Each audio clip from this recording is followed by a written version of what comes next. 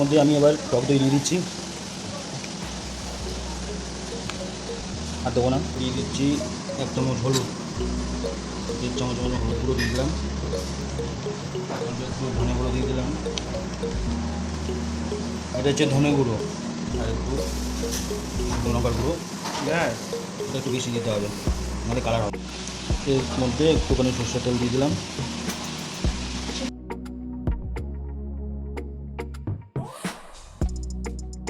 এটা হচ্ছে গরম মশলা, একটু গরম মশলা দিয়ে দিলাম। এবার এগুলোকে একসাথে মিক্স করে নিলাম।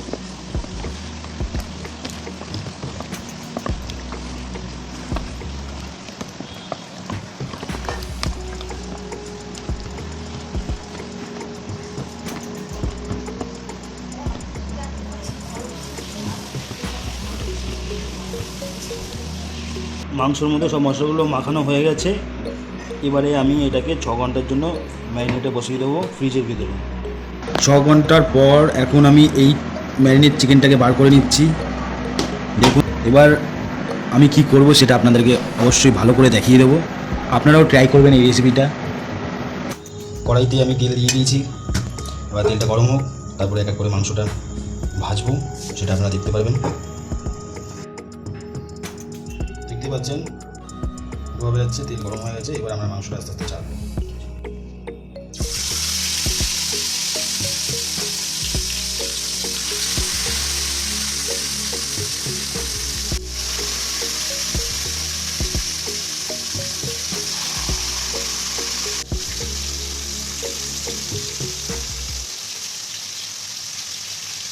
মাংসটা 2-3 মিনিট ভাজুক, ভাজা হোক, তারপরে উল্টো পাল্টা করে দিতে হবে।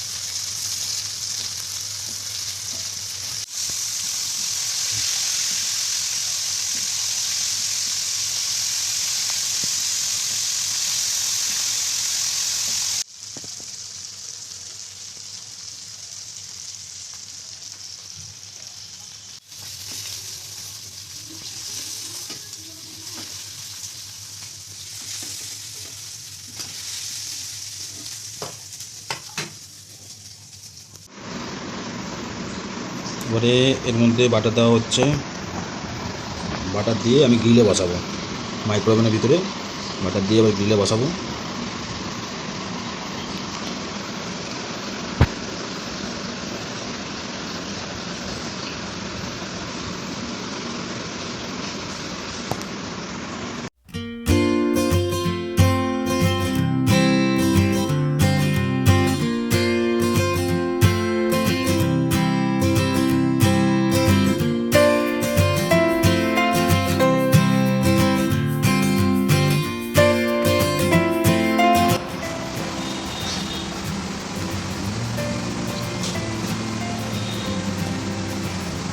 চিকেন টিক্কা কাবাব আমাদের রেডি, কিছুক্ষণ পরে খাওয়া দাওয়া হবে।